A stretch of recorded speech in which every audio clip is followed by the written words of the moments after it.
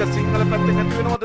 அது சிங்கள பகுதியிலே நடைபெறுகிறதா? දෙමළ පැත්තෙන් ඇති වෙනවද? தமிழ் பிரதேசத்தில் இடம்பெறுகிறதா? මුස්ලිම් පැත්තෙන් ඇති වෙනවද? முஸ்லிம் பக்கத்தில் இடம்பெறுகிறதா? ભેදකින් තොරව எந்த விதமான பேதமுமின்றி අපි නීතිය ඉටු කරන්න බැඳී සිටින ආණ්ඩුවක් ඒකට මේ රටේ සියලු ජනතාවගේ සහාය අවශ්‍යයි. நாங்கள் சட்டத்தை சரியான முறையில் நிறைவேற்ற இருக்கின்ற அரசாங்கம் இதற்கு உங்களுடைய அனைவரும் ஒத்துழைப்பு தேவையாக இருக்கின்றது. මට දැන් කියන තමුන් වහන්සේලා இப்பொழுது நீங்கள் எனக்கு சொல்லுங்கள், ඒක හරිද වැරදිද?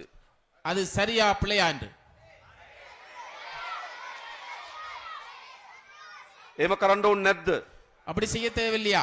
ඒ විතරක් නෙවෙයි අපි அது மாத்திரமல்லாம நாங்கள் පාස්කු ප්‍රහාරය පිළිබඳවත් ஈஸ்டர் தாக்குதல் தொடர்பாக ඒවා සිද්ධ වෙලා තියෙනවා. அது நடைபெற்றிருக்கின்றது. හැබැයි අපි පරීක්ෂණ පවත්වනවා.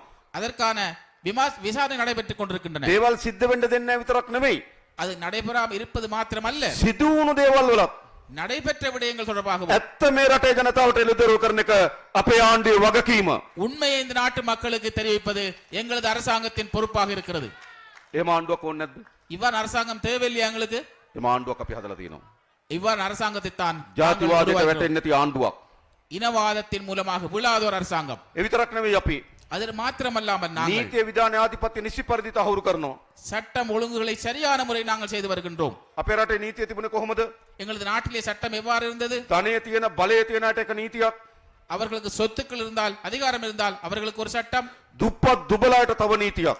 ஏழைகள் ஒன்றுமில்லாத மக்களுக்கு இன்னும் ஒரு சட்டம். ඒ යුගය අපේ රට ඉවරයි.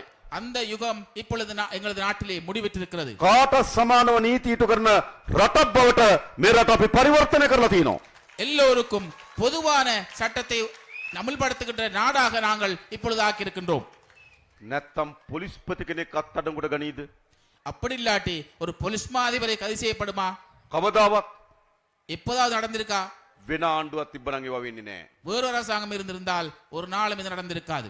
මේ වෙලාවෙත් මම දන්න විදිහට இந்த நேரத்திலும் எனக்கு தெரிந்த வகையிலே හිටපු ඇමතුරු 3 දෙනෙක් ඇතුළේ முன்னாள் அமைச்சர்கள் 3 பேர் உள்ளே. ඕන්න දෙම ආණ්ඩුවක් இவ்வாறு அரசாங்கம் எங்களுக்கு தேவையில்லையா? වෙනදා බලය තියෙන අයට අත තියන්නේ නැහැ. எங்களது முன்னே நாட்களிலே அதிகாரம் உள்ளவர்கள் மீது யாரும் கை வைக்க மாட்டார்கள். ධනය තියෙන අයට අත තියන්නේ නැහැ.